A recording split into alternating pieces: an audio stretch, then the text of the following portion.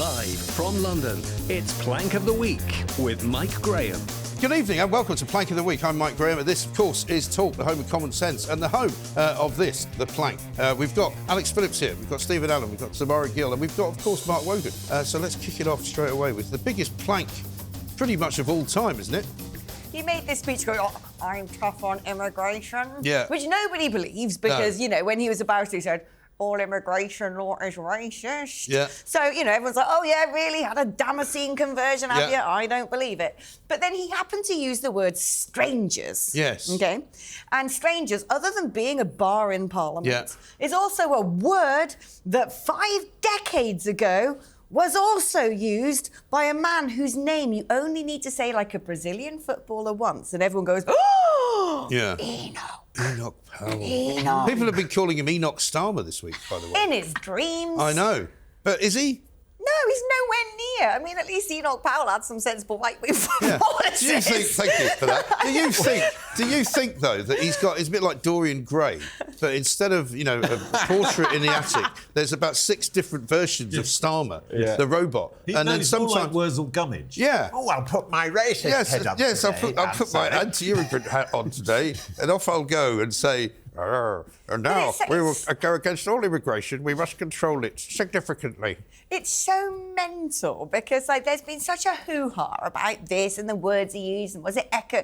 I don't think that man is organised enough or his team are organised enough to go through Enoch Powell's River of Blood speech and, like, I don't know, transpose some of the words and jiggle them around a bit. I think they just wrote it. Do you think it's just like his advisors are all so young they've never heard of Enoch Powell? I don't think anyone knows verbatim that speech. No. Why would anyone? I wouldn't know that he used the word strangers. I didn't hear that speech of him going, an island full of strangers, a nation of strangers, go, oh, Enoch Powell said the word strangers. Do you know who did do that? Peter Blexley. Peter Blexley told me this week on the show that he put out a tweet to that effect, and he thinks that's what everybody jumped on. Did he start it? I think he might have started it. He was patient zero. I think he might have been patient zero on this one, yeah. He could have gone the other way and be like, people are strange when you're a stranger, thinking he likes good tunes. Yeah, absolutely, yeah. And that's even one for the teenagers, because he's using Stranger Things, didn't they? Yeah. I want to know if they're going to now rename Strangers Bar in Parliament, like Shay Enoch or something. Yeah, Enoch's Bar. Yeah. Enoch's Bar. Yeah, can't say that anymore. Enoch's Erie, Racist. even.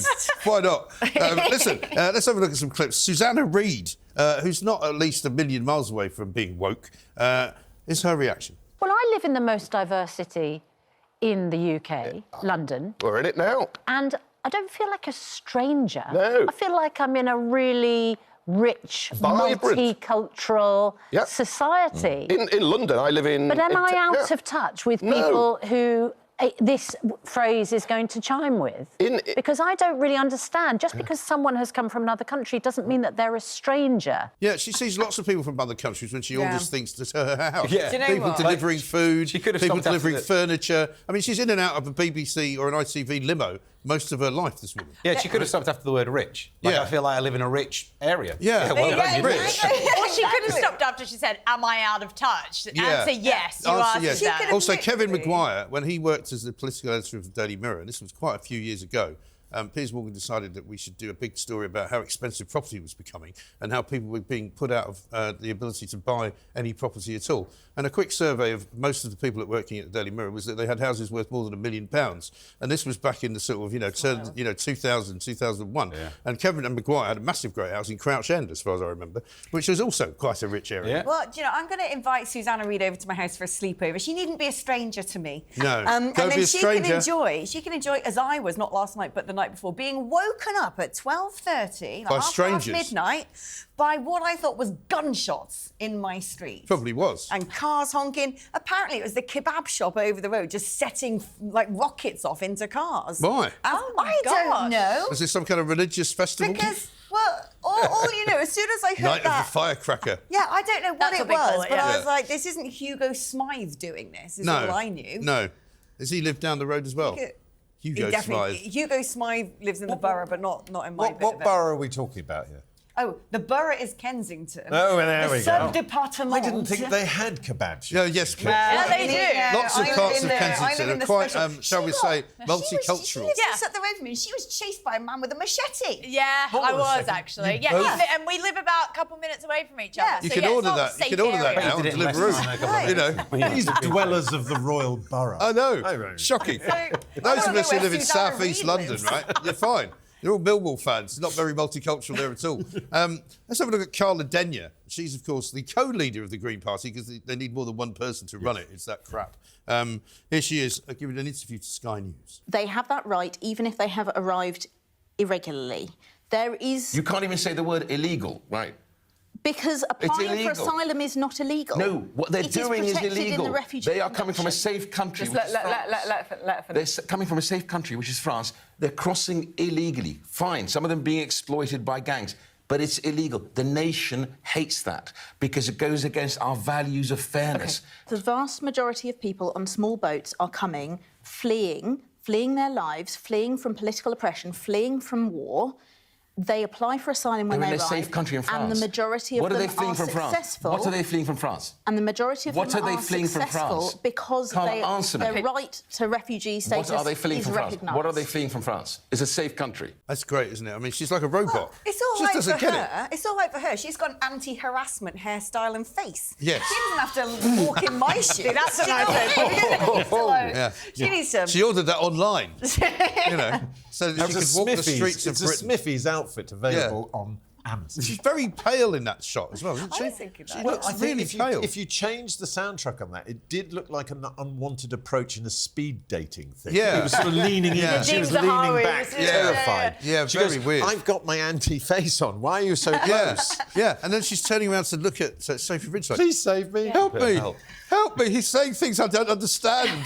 I don't know. In terms of saying things that no one understands, arriving irregularly, that Yeah. sounds like you do it every couple of months. Oh, coming on a train that's a bit late. Yeah, You know. I'm a regular arriver. Yeah. If a Take woman- some fibre. if a Or you woman need a more arrives balanced irregularly, diet. You've got a test kit. You can Right, see what's yeah. going on. If they arrive at all. Less But fibre in she- your diet. She'll Yeah. never acknowledge the big gangs that operate around those people, the human No. trafficking that goes on, No. all the horrific stuff. She just wants to think that they're innocent women and children, Yeah. which is sure the visuals that we've all Right. seen all over the papers the last couple of days. Innocent women and children getting on these boats. Yeah, and not really. Looking for a better life. They've got It's good not true. disguise for women. How about this one? Here's Angela Rayner. Are you content that more than 5 out of 7 new homes will go to immigrants?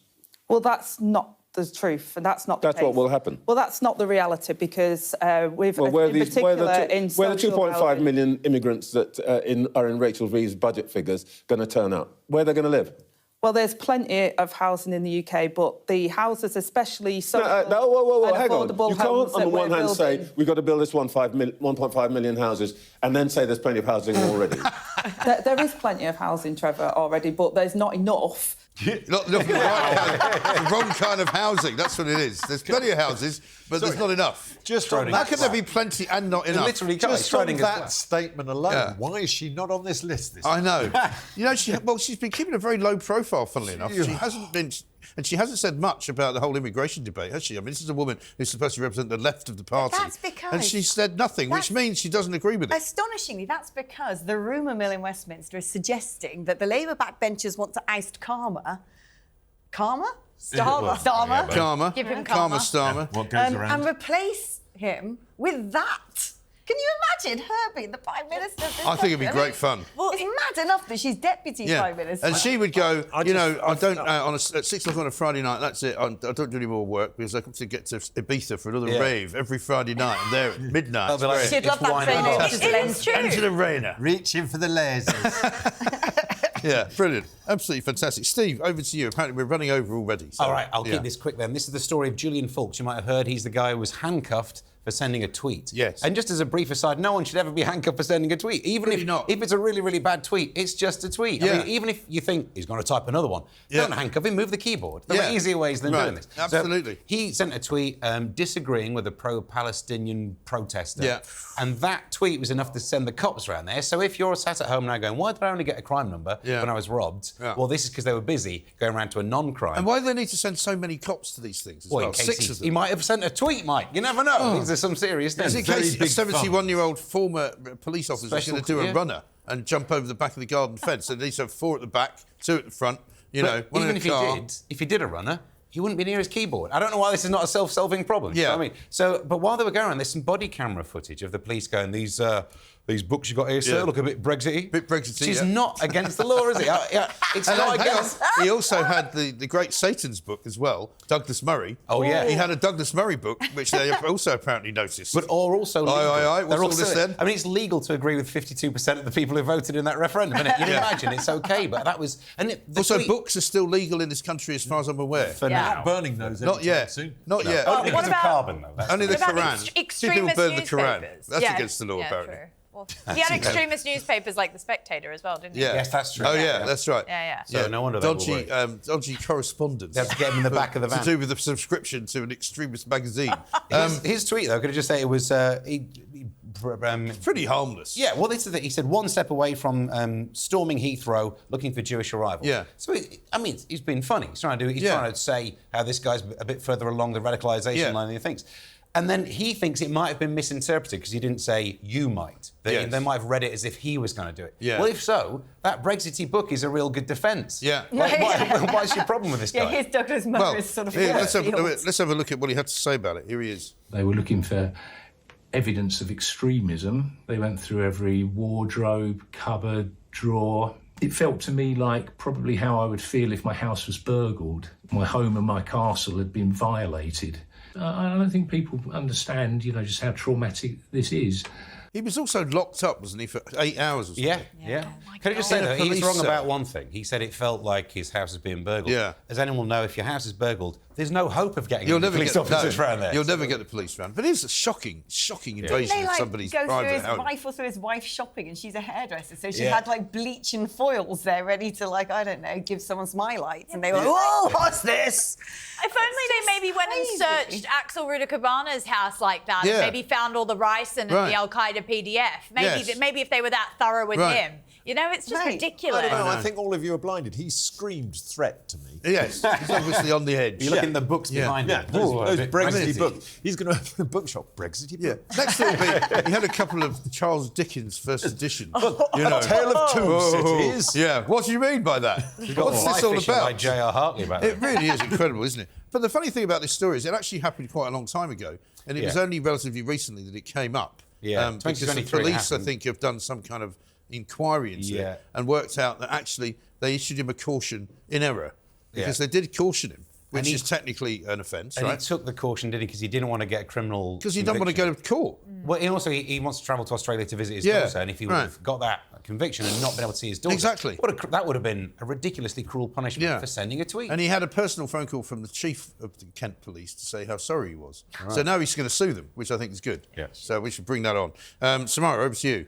Yes. The BBC. The BBC. Oh, yeah, we're going with that. So, BBC. This is the issue when you just hand buckets and buckets of money to an organisation and don't expect anyone to take any accountability for anything. They basically introduced this new AI response bot, which is meant to effectively respond to any complaints that anyone may have about the BBC. So yeah, instead of talking to a person, instead of giving your criticism to someone who will actually help, they've found that spending £40 million on a weird chatbot is actually going to help that, and that's £40 million of your taxpayer money. I mean, they might as well. Why have they paid 40 million quid for something I can get on my phone for Correct. free? Correct. I mean, who's running the BBC? Well, don't they still employ Anne Robinson? Wasn't that her job? They've taken her consciousness and made it AI. That's terrifying. They might as well just employ a paper waste bin for people to just dump their complaints into, because they don't listen anyway. No. Well, but isn't it just a virtual version of that? And then eventually somebody just says sorry. Yeah. We're sorry. Yeah.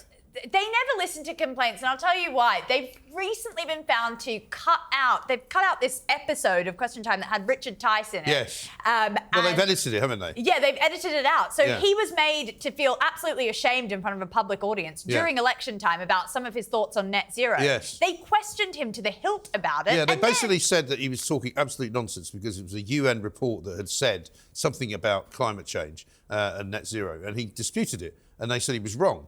And then afterwards, he told them that he'd had it checked and he was actually right. Yeah, and they've just very cheekily edited that out so that it doesn't look like it. I mean, it's just silly. I mean, we've had Hamas documentaries, we've had Hamas officials paid by the BBC, we've had Hugh Edwards, that case keeps going on. They didn't investigate that, they didn't listen to those inquiries, did they? That's what I'm saying. Did you do something? Did I do something? No, Hugh. Hugh. Not you, Hugh. Hugh. Hugh, Barney McGrew, Cuthbert Dibble. They're still looking for his pension money, by the way. Still hasn't given that back. That's what I'm... So any time you've got a complaint to the BBC, you might as well just shout it out into the abyss because you're not going to get any sort of response or any sort of accountability. No one's going to get fired for anything that goes on at that place. I'm over it. I'm over giving my taxpayer money to that. And we just keep seeing Tim Davie, again this week, I think, is talking to a select committee about, how important the BBC is and how it must, in fact, be very carefully monitored. All the things that we know are wrong with it. He keeps admitting are wrong with it and then not doing anything about it. Unbelievable. Anyway, let's have a look. Send ChatGPT to do it for him, isn't he? Yeah, I mean, if you put BBC into ChatGPT, it'll be interesting to see what it actually said. Have a look at this, though. See if you can recognise the man in the audience of Question Time. This is all the way back in 2001. Mr Blair, average unemployment in the Eurozone countries is double that of the unemployment rate in Britain. If we join the euro, we will have higher taxes, higher regulation, and it will destroy British jobs. It will not protect them, and it will not create them. Average unemployment rate is double that of Britain. There's no point in joining it. It's going to destroy jobs. 9 out of 10 jobs in this country are not dependent on European trade. What about those 9 people? Yeah, but hang on a minute. Why are you doing everything for the 1 out of 10? Mark, over to you. Well, look, this one, I don't know whether this is an insult. Because I'll let you know. Somebody is very upset. Yeah.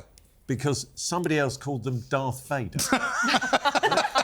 I wouldn't mind that. In fact, to be honest, they got so upset they took them to a tribunal and they got 30 grand compensation. That's quite a lot. It's not even that is a Darth Vader lot. got that. No, but I mean, I think we were talking about it before. I think Darth Vader just a bit misunderstood. He wasn't always Sith. No, he wasn't always Sith. He had a bad couple of years. He went the wrong way. Chuck just said to me, there he is, as if you wouldn't know who that was. As we used to say in the newspaper caption business, Darth Vader yesterday. But how this came about was, it wasn't even one of those things where this NHS employee, somebody went, oh gosh, he's just like Darth Vader, that one. It wasn't even that. No. They were in some sort of team building exercise, doing one of those sort of personality studies. Oh yeah. Right? And whilst they were like, doing what do you this, see here? One of those. The lady in question took a comfort break, so one of her colleagues finished off her questionnaire for her. Okay. And it was a Star Wars-themed personality trait thing. And she got described as, she's quite like the Sith Lord. She's Darth Vader. She took great offence at this when she came back from having a pee. Yeah. Hold on, NHS Much ado about nothing, this, isn't it? Yeah. Instead of, all the backlogs in the health service with people dying on gurneys in hospital corridors, are instead going on away days doing tests to find out which Star Wars character they're most like. Basically, yeah. Would she rather have been Princess Leia? Yeah. No, but it was counted. But so the NHS paid that 30,000? It was counted as a detriment to her. It's also a hell of a way to find out you're Luke's father. Yeah, it is. Very good. But I mean, it's just the world gone mad, hasn't it? It has gone mad. In what things like you can't how call her Darth Vader? Have you seen her? How do things like this even reach a tribunal? I mean, there are probably people who need to maybe go to tribunals to settle are there not something. better use of tribunals? I would think so. But what exactly are you pinpointing in somebody to say they're like Darth Vader? What, the Well, heavy by all breather? accounts... Heavy breathing, By all It's like Jabba the Hutt. Everyone knows that. It's just a fat person, isn't it? Good with a lightsaber. I mean, what are we pinpointing exactly? Yeah. That's what I want to know. Now, Finds lack of faith disturbing. Obviously, Darth Vader is a legendary villain of the Star Wars series, and being aligned with this personality is insulting. However, in the actual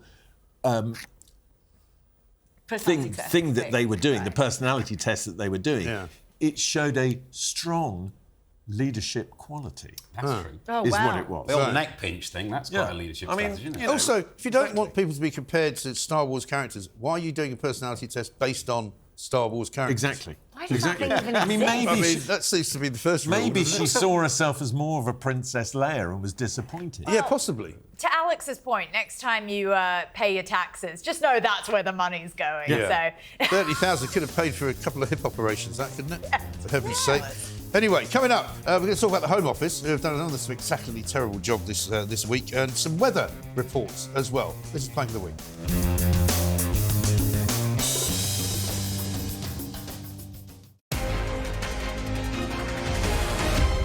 Live from London, it's Plank of the Week with Mike Graham. Welcome back to Plank of the Week. Now, we started off with Sir Keir Starmer, and this one is sort of loosely related to it, but it's actually the Home Office, because the Home Office keeps putting out ever more ridiculous sort of tweets and messages. They've got the same disease as Keir Starmer. He keeps, like, every 15 minutes, there's another tweet coming out saying, you know, we're making the country safer, we're making the country more secure. But in fact, it's getting more dangerous every week and getting more insecure every week. But this week, have a look at what Yvette Cooper, the Home Secretary, had to tell us by way of a message. We need to be dealing with the domestic challenges we face on training, on bringing people back into work, and we need to tackle those and not have this continual situation right across the country where employers' response to the kind of shortages they face and the economy's response and the government's response is just to say, well, recruit from abroad instead. So apparently they don't want to recruit from abroad, right? However, they've just done a trade deal with India in which lots of people are going to be recruited from abroad to come and work here, and they won't have to pay national insurance. And then, of course, they've also just decided that they're going to be signing up to a new Euro deal with the European Union, which you'll know plenty about, where they're going to get lots of young Europeans to come and work here under a freedom of movement guarantee. So that'll be more workers from abroad coming in. So they keep making all these statements. And part of the tweet that went out here says, we are making radical reforms to Britain's immigration system. In recent years, lower skilled migration has soared, while the proportion of UK residents in work has plummeted. Our plan will restore control to our borders and back British workers. Well, it won't, will it? No. It just won't. No. I mean, they even had to recruit from abroad for someone to run GB Energy, didn't they? They did. Jurgen might. Jurgen. And the real reason this is a kicker for me is that we also learned this week that we've got 400 jihadis who have been brought back here from the Middle East, from Syrian refugee camps, where they've been operating on behalf of ISIS, and we don't even know where they are, who they are. They're not going to be prosecuted. Like, how did they get back? First of all, that's what I want to know. They didn't get back on Ryanair, did they? They were coming from a Syrian refugee camp. How have they come Was it back? a Jet 2 chart? Probably a dinghy, I would suspect. Well, if they were dinghy, surely they'd have thrown their passports into the water and been like, no, definitely wasn't part of ISIS. Yeah. So what I want to know is how we know that we've got 400 of these sort of, former ISIS soldiers in the UK, unless we brought them back ourselves. Well, that may well be. I know some of them were brought back before the whole Shamima Begum story started. There was about 200 of these kids who had gone out to join ISIS, who had been brought back and who had, some of them been put into the justice system, some of them hadn't been. Because we don't really know much about what they did. That's the problem. Well, they betrayed the country. We know that, and they shouldn't be allowed back in. They broke laws, which means that you can, if you wish to, if they go and join a foreign terrorist organisation, you can take their citizenship. But the problem is, when they looked on their bookshelves, they only had the Quran. They didn't have Douglas Murray's latest. Damn it. Yeah, because imagine if they'd had Douglas Murray's They book, could go they would have been in jail. Brexity books. They could sign up.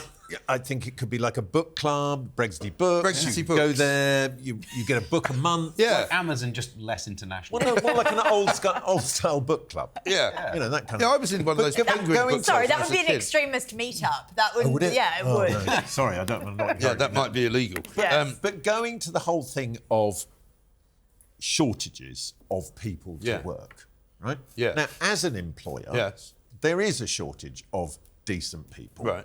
And there are certain jobs that certainly UK nationals have no interest in doing. Because they're making too much money not working. Yeah, they're making too much money not working, but also it's like there's a belief that it's below them and they don't want to do it. Right. So where is the balance? That's the problem. It's like, yes, by all means, please, I'm got no interest in, employing people who perhaps support Hamas. Yeah. Definitely not. That's not. But someone who wants to turn up and work hard, I'm really interested And also, in having them on board. Regardless I find of where people they're work from. a lot harder if you tell them, if you're not going to go to work because you're on unemployment benefit, after 6 months you're not going to get any more, and then you get a job like they do in America, where you can only claim unemployment. I don't know, it's like in Australia. You're only allowed to claim unemployment for 6 months, and you have to find another job, whether you like it or not. That's the We're a cure. Dalmatian in Australia. Yeah. We're worse. Oh, We're really? worse than you guys, yeah. But that's a whole other topic for another day. And they also talk about training Brits up. There is a time lag there, isn't there? It's not like we can suddenly train up. Either you should have started this 7 years ago to train more doctors, or we really need to lower the bar on how hard it is to be a doctor. You have a flick. If you watch a few episodes of House, have a crack. What are we training people up to do? Because as far as I can tell, the latest waves of immigration into the UK, particularly in London, is people in the hospitality sector, largely now from India. They used to be from Eastern Europe. I'm sorry, does it take like weeks of going away learning which Star Wars character you are to pull a pint? Not really. No, but the point is that there is nobody to do those jobs. I mean, I run hospitality businesses. There's nobody to do those jobs. But where did those people go? Because that's what I did before, like, you know, they all at school and then university. But the other issue you have They've all gone to university. as an employer or a business runner now is that 2019, that person who would turn up for 12 quid an hour now won't turn up for less than 15 or 16 But quid. I don't think that's a bad thing. I think we need to prioritise British workers. I think the issue is that we've just supplemented them with much cheaper foreign labour. And actually, America's been doing a very good job at putting British workers first and saying no. I mean, JD Vance is very passionate about having, American workers coming back into these skilled jobs, because it's sometimes cheaper for an employer just to go, okay, well, an Indian or Pakistani worker will do it for cheaper, I'll just hire them. I think there should be a bit of pressure on people to say no. Yeah, but the bottom line is, at the end of the day... I get what you're saying with that. If people on benefits don't want to work, take the bleeding benefits away. Yeah. And then they'll work. I tell you and then what, they'll suddenly start enjoying it. I tell you what was a massive benefit, though, the other day. I went to a little hotel bar. I was with my other half. We wandered through London. He said, that's a really nice, this hotel's really good. It's got really old-fashioned bar. You'll like it. It's all wood panelling, your kind of thing. So we go in there. It's really quiet. And there's one Indian girl behind the bar. Sweet girl, really nice, really gracious. Ordered a gin and tonic, right? And she had no idea what gin and tonic was. I'm like, actually, it kind of came from India, but never mind. That's not good. But she didn't know what it was. We had to explain it She's to working her, behind a bar. and I had to point out what the gin bottle looked like anyway. She got the glass like this, Alex. and she poured the gin to the top. Actually, I wouldn't say no. I'd be happy about that. You know what? Yeah, let's have more of that. It feels like she Do didn't not work there, but you correct thought her. she It's did. her first day. I was going to say that. Maybe You don't want to demotivate. No, I was like, yeah, don't anyway, upset that's her. enough about It's her hospitality. first day. Alex Phillips, over to you. It's been very nice weather this week. Yeah, I know, because this is the thing. It's so lovely and warm outside. I've come into the Planks of the Week studio and I need some kind of granny blanket. I thought you'd want to be it's cool in cold. here. I thought you'd want to be cool. This needs a health warning, not what's going on outside. I But don't anyway, feel that cold. is the point, isn't it? You can't have weather anymore without it being some sort of emergency event. Yeah. Guess what? There's weather. You know, They've you already walk started outside- on the drought You know, warnings for before the you summer. open your curtains and see what the weather is, we're going to let you know that it's so hot that you might want to, I don't know, dress accordingly. It's so crazy. I know. They actually warned people to stay indoors, didn't they? They said, don't go outside because it's going to be so hot. It's not that hot. It's like 24. We started having power outages. There's a biting little breeze, and in the shade, it's actually Arctic. Well, what you don't want to do is get caught on the tube when there's a power cut. That's so because true. there's definitely much hotter down on the tube. It is, funnily enough, much hotter down the tube. But I mean, we've been doing these did this stories start? for years, haven't we? When did this well, start? around about, I would say, COVID time, I think. It's when they... I don't remember them doing those I weather reckon maps it in was red. before. 'Cause Back in the sort of the day, right? I And- think they did. I think it's been longer than that. And I think that thing of naming storms, that's Yeah. like, Oh, that irritates me. like, you know, here comes They're Storm such Lawrence. they're such crappy names as well, I know, aren't they? Well, they've always been like ones that you Storm- can't pronounce, which means if you need to shout like, quick, get out of the way of Storm, it's got a C and a D in it. I don't know how you do it. Then the person But does. also, does it what mean? is that for? Like, why do they have to have names? Stupid. I It's think like, they here think. he is. I think they think Here it makes comes people. Derek. It makes people concentrate on the fact that the weather's changing. Because look, we have so many more storms now. Because before they just called it a storm, Yeah. right? It wasn't 5 different storms. in Or the they same didn't day. even name it because they didn't realise it was coming. They didn't know it was I a say storm. don't name What, it. you mean like old Michael Fish. Fish? Well, Yeah. funny you should mention Michael Fish because we've got a clip of Michael Fish's weather report back in 1981. Have a look at this. The rest of the country, a dry day, a good deal of sunshine, unbroken sunshine, in fact, over most of England and Wales, with the result that once again it's going to end up very warm with a temperature into the 80s, although the coast will be a little cooler. Crikey, 80 degrees centigrade. Really was hot in those days.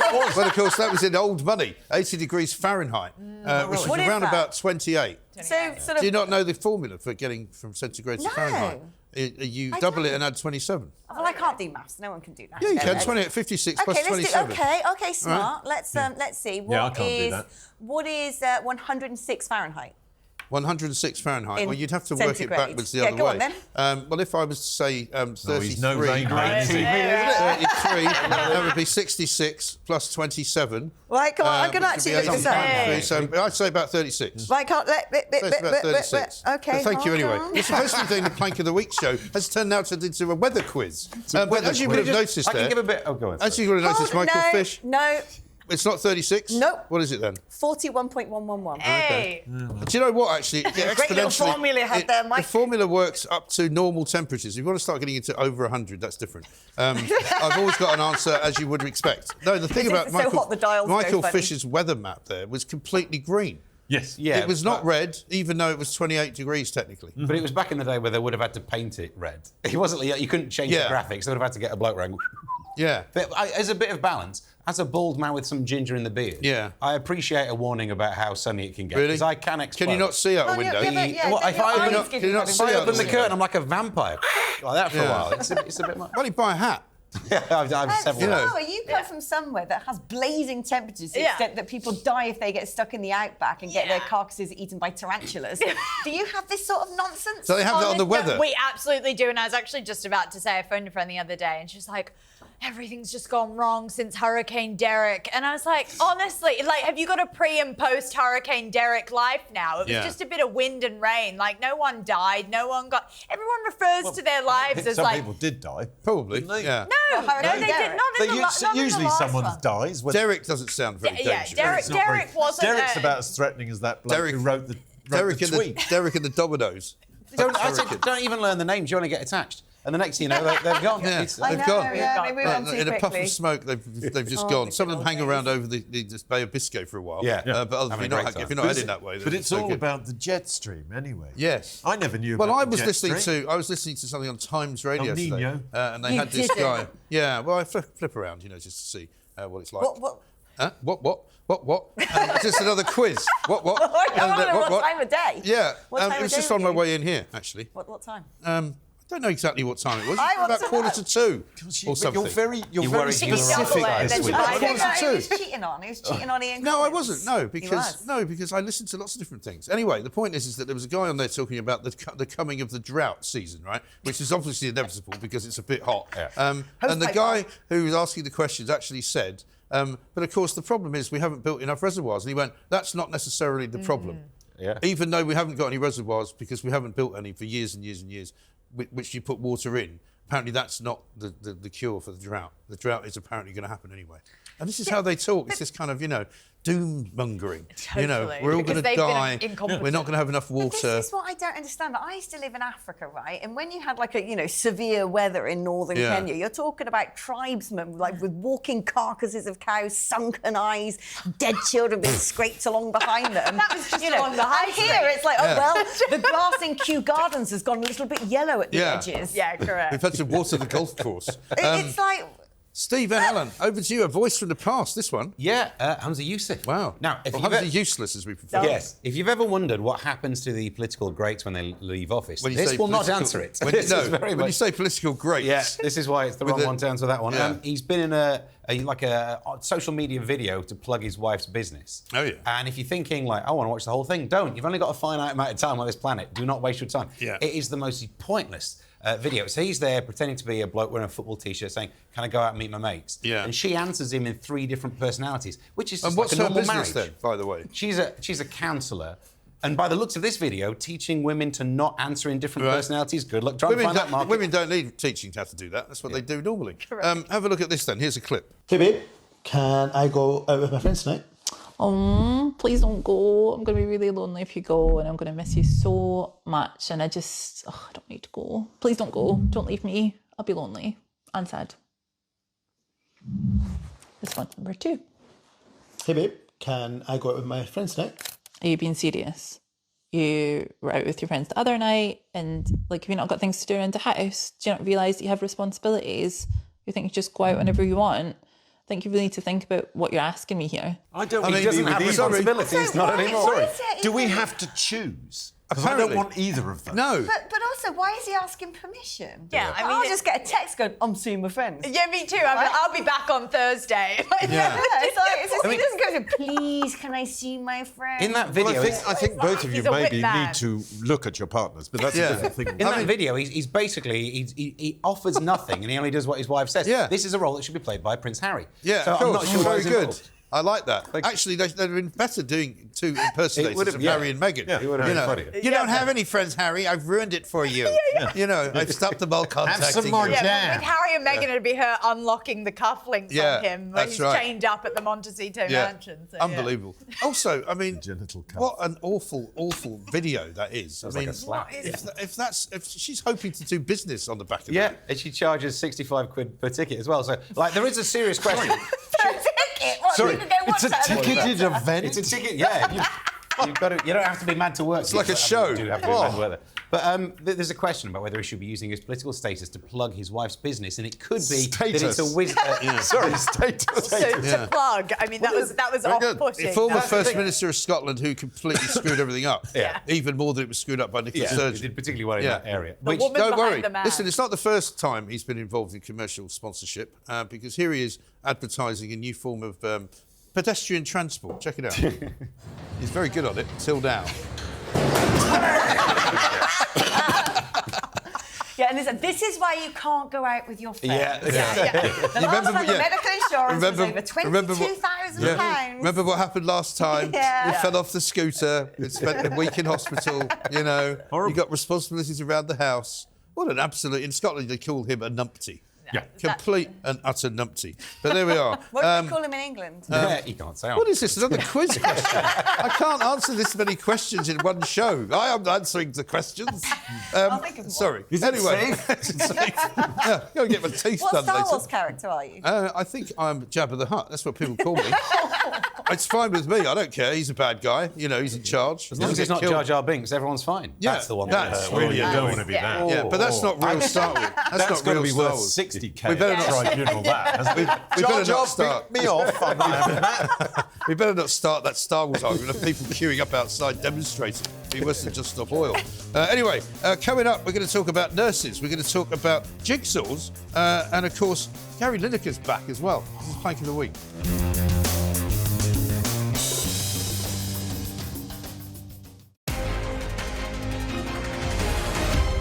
Live from London, it's Plank of the Week with Mike Graham. Welcome back to Plank of the Week. We've almost got down to the final three. In fact, we have got down to the final three. So here they are. Samara, over to you. This is the nurse. Yeah, this is a really harrowing story, but this is also what happens when 88 pages of legal documentation it takes to actually define what a woman is, and it's taken 5 years to do so. This is what happens in the meantime. So there's this nurse, she's an NHS nurse, for part of the Darlington, now it's like 36 nurses that are protesting against whatever's been really transpiring at that place. And she was sexually assaulted from a very, very young age by her father. And then the final thing that has happened to her is that she's been made to share a changing room with a very visibly trans male called Rose, who had these very holy boxers on and you could see everything. Right. And she was very triggered by that, and she kind of voiced that opinion to him. It's horrible. So she goes and complains to the NHS, and what happens? You'd think they'd say, oh yeah, no problem at all. We'll get her out. We'll give her own changing room. We'll give Rose her own changing room, and we'll protect the other women. No, they've actually said, you're going to have a gynecological exam, because she was going in for a gynecological exam, and Rose is going to be taking part in it. I put it in writing, and they basically replied and said, we can't remove him out of your theatre, but what we can do is we can cancel your surgery. We can move you to a different doctor with a different consultant at an unknown date. And I couldn't believe it. I said, well, you're prolonging my pain now because it needs to be done. It's like an emergency. It's endometriosis. It's all over my bowels. It was a big operation. It was a joint case with the colorectal team. A lot of organisation went in. They just bypassed all that just to allow to have this person in my theatre. That's typical, isn't it? These are the same people who are saying that they might actually break the law and continue to allow trans women, i.e. men, to use single-sex toilets in the hospitals of this country. Because they're saying they're not going to change their policy. Those women are still having to use a converted office as their changing room, while Rose prances freely in the women's changing rooms. It's like the law has changed. Wake up. It's ridiculous. It's completely mad. If you thought that was mad, though, Mark Wogan's got something even more mad. The mad jigsaw puzzle company. Well, it turns out, Mike, that the world of jigsaws has become more woke than we thought. Yes, who knew? Well, there's a man called Mike Jupp. Yes. I don't know if he's any relation to Miles Jupp. He might be, I don't know. He's a cartoonist, right? Anyway, he's a cartoonist, and some of his works get turned into jigsaws. Yeah. Right? Now, the company, now let me get their name right. Hold on 1 second. It's a weird name I'd never heard of. Gibson Games. Gibson Games. Gibson Games. Hey? I was just asking you a question. Yeah, he's got asking more Another questions. question. I don't know. Don't put it in that seat. I'm just warming myself up, aren't I? It's my job. You were just. How dare a journalist lady ask some questions? You're so in need of information. It's extraordinary. Anyway, I had no idea. So I was he did a lovely jigsaw that was entitled "I Love Spring." I Love Spring. There you go. And it was a sort of bucolic sort of UK scene. It was a lovely scene of English sort of Englishness. But the first thing they said is like, "Oh, there's a St George's flag in that. You're going to have to take that out." He went, "What?" Bit Brexity. Yeah, bit Brexity. Also, disgracefully, it was flying from the ramparts of a castle. Yes, no, which was proudly, in the jigsaw it was as well. flying Where you would like expect a flag to be. Like a flag would. You know. Wait, wasn't in the dust? It wasn't like being hung out a window by some Millwall fan. On St George's Day. And then there was a picture of a young lady in a bath. Yeah. Quite reminiscent of sort of 80s Linda Lusardi, perhaps, in a bath. It was a bit like one of those postcards you used to get from the seaside. It's she was covered in suds. There was no covered in suds. It's like a drawing advert. Yeah. And they didn't notice. She was kind of she was looking startled. There was a bird outside the window. They didn't comment, however, that there was a chocolate bar above her that said Knickers instead of Snickers. I didn't spot that. They left that in. I missed that one. And then a saucy cow winking was felt to be there was too a cow sexual. in lingerie, I seem to remember, which I did think that was a bit odd, to be honest. That was odd. It was odd, but I mean, I haven't seen that in rural England. Challenging in a jigsaw. I mean, this is the whole thing. Yeah. You want your jigsaw to be challenging. You don't want to sort of put it together. It's like, hold on, that's a cow, but it's got knickers on. Surely that can't be right. No. I do prefer the chocolate bar Knickers to Snickers because you know it doesn't contain nuts. Yeah. Unless it's up in a hospital. But obviously Gibson's Games does contain nuts. Might be Rose's Holy Boxers. Yeah. You never know. Yeah, but it does contain nuts. Is this not under the guise of censorship? Is this not censorship of art? I mean, I would like... I'd like a sort of silly, jovial jigsaw. Yeah. I don't really like jigsaws, to be honest. Oh, I do. I don't think I've ever finished one. I've done a jigsaw for a while, but I do quite enjoy them, actually. Yeah, I can imagine you would like a jigsaw. I like the idea of a jigsaw where someo's only offended when they get like 90% of the way through. Like, Yeah. Oh! And they suddenly realise what they've made. I don't think I've ever I was fine until there was a saucy cow. Yeah, exactly. But why have we got to sanitize everything? I feel like there's absolutely nothing in between, rappers jiggling their asses on telly and then, a cow in lingerie or someone in a soapy bath. I think as a sort of side thing, you could have Brexity books and saucy jigsaws all in one store. Did they not also... Perhaps with a sort of themed one where you could have Rose's Holy Boxers. Yeah. Maybe you Can you work it out? Maybe you need like a cinema guide, like PG over here or X certificate over there. Because did they not also erase the Morris dancers? Yes. And when they were asked about the Morris dancers, you're not allowed Morris dancers. but because I think they thought they were white supremacists or something. Yes, They honestly looked. They thought those people with a sheep's bladder and bells on their ankles were there to set fire to a cross. Nothing scarier than a man hopping about waving some hankies. Well, I've got to be honest. It's actually pretty. I don't know if when the last time you saw Morris dancing in the flesh. Oh no, quite recently. I like a bit of Morrissey, and I go to pubs like that stuff like that on the weekends. Yeah. Well, you like. You're going to end up in prison. Cider, you like a frozen cider. It's part of the Venn diagram. Cider, Morris dancing. Yeah. That's it. What about a Knickers bar? Do you like a Knickers bar after a heavy night on the cider? There's probably something like that in Soho. It might not be Knickers. Yeah, something like that. Anyway, we've got a Mr. Jupp, I think, speaking. Have a look. The CEO changed to a member of the family, and then I got a email saying, Michael, your I Love Spring is one of our most profitable puzzles. And here came the dreaded words. However, the team considered changes have to be made to make it less offensive. I was worried. I thought Ian Collins was asleep. Yeah, just a lot of production. No, he's doing a jigsaw. If it was my show, I would have had had Mike Jupp as a cartoon. That's what I would have had. I wouldn't have used a picture of him. I would have just with a cow in lingerie next. Something like that. But that's a fantastic piece of cartoon work. It is. The man's obviously good at what he does. He's very successful. He's very successful. They're indoctrinating the kids. The kids won't know. The kids aren't doing jigsaws. I don't think the kids Really? are doing jigsaws. Just weird people. Weird people are doing it. Anyway, listen, we're running massively over. I keep being told off by Chuck. So coming up, we're going to find out who the plank of the week is, and there's going to be one final nomination from me, and it's the former footballer.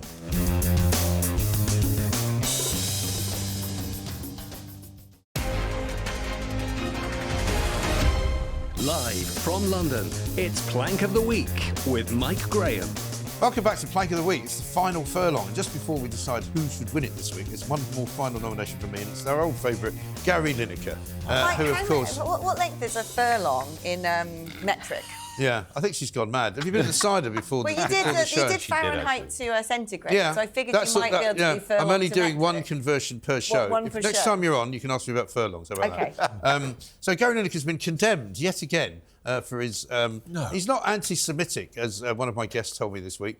He just keeps retweeting people who are. And so obviously it's very, very different because he's got a great deal of feeling for the people of Gaza. But this week, he's been condemned after sharing an Instagram video which featured an emoji of a rat, with critics basically saying that he's guilty of promoting a familiar anti-Semitic slur because, of course, if you know your history, in Germany in the 1930s, they used to depict Jewish people as rats. And so this was a pro-Palestinian tweet. There was a cartoon of a rat that was put on it, and it was seen on the screen throughout above the video in which Canadian-Palestinian lawyer Diana Boutou attacks Israel's war.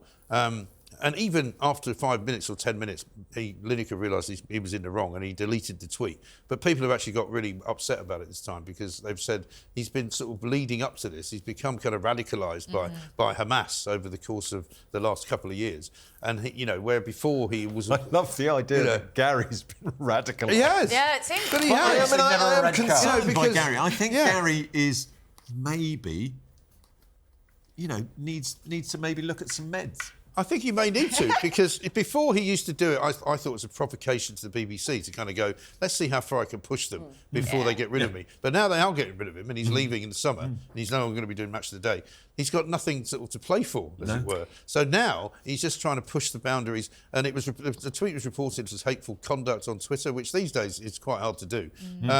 And basically he was leading up to the 4 tweets before that, the 4 previous days, with more and more sort of, just anti-Israeli propaganda, much of it coming from people who support Hamas. Incredible. I noticed something the other day about Gary Lineker. Yeah. I was watching the ITV programme where they have neurodivergent people interviewing a celebrity, and it was Gary Lineker's turn. And my main take-home, it's weird because I said it exactly the same time as my other half said it, was he's got the same voice as Kevin O'Sullivan. Wow. That's his biggest crime, apparently. That's bad news for Kevin. Yeah, I don't know how it's happened, but I don't think they've ever been mistaken for each other. Their mannerisms are the same and their voice is the same. It's weird. It is weird. You'll see it. Kevin never got a red card. Can we put that together? Yeah. I'd like to see that. Yeah, I would like to see that. Have we ever seen them both in the same room? No. I don't think we have. Well, because Gary Lineker famously hasn't really given us any interviews over the course of time. But here's what a spokesman for the Campaign Against Anti-Semitism said. Gary Lineker really has the worst luck when it comes to campaigning for his causes without aligning himself with extremists and anti-Semites. Not only does this video deliberately misrepresent Zionism, the belief that Jews have the same right to self-determination as everyone else, but it adds a rat emoji in doing so. So they asked the question, why is it that Gary Lineker keeps sharing content on social media that seems to cater to Jew haters? And do you know why that is, Mike? Well, I think it's because he believes in their cause, I think. He never tweeted about October the 7th massacre on the day. He only tweeted about the war in Gaza on the October the 8th, the day after. So you can draw your own conclusions from that. And presuming 6 police turned up and looked at his books? They didn't, funnily enough. Did he have a Brexity shelf? He definitely doesn't have a Brexit shelf. He has a Remainer shelf, so he's fine. Okay. I hate to know what he says behind the scenes if this is what he's retweeting. And what it are must be much more Jigsaw's extreme. like? What are his jigsaws like? Probably Hamas themed. We don't know. I know. It really Alleged. is. It's a shock to Jigsaws. And What about his box? Basically, it's just Gaza. It makes you wonder. Well, that Very would difficult to put it back together, tricky, isn't it? actually, yeah. Do his boxes. Not really have much holes. to go with there. Yeah, a bit of grey. 10,000 I've got a bit of rubble. special. I've got a bit of rubble. Excuse me, I've lost control of this. You know, I've been told to shut you all up. You can't all talk at the same time because when you listen back to that, you can't hear anybody. Okay. There's a question for you. Why do you keep doing it? Right, we have to judge the winner now. And I think there's only one winner this week. There can only be one winner. And I think it's got to be Keir Starmer, hasn't it? Yeah. Yes. Don't you think? Yeah. I mean, the man who has gone complete reverse ferret on everything that he's ever believed. I mean, next he'll be giving up on net zero. I mean, that's what we'll do next week. We can but pray. So, Keir Starmer, well done. The Prime Minister of this country. Also, on the same week, the house got set on fire by somebody, for which there were only 50 million suspects. There's another story, but that's it. Thank you very much indeed, Alex, Steve, Samara, and of course, Mr. Mark Wogan. We'll see you next time for more from Plank of the Week.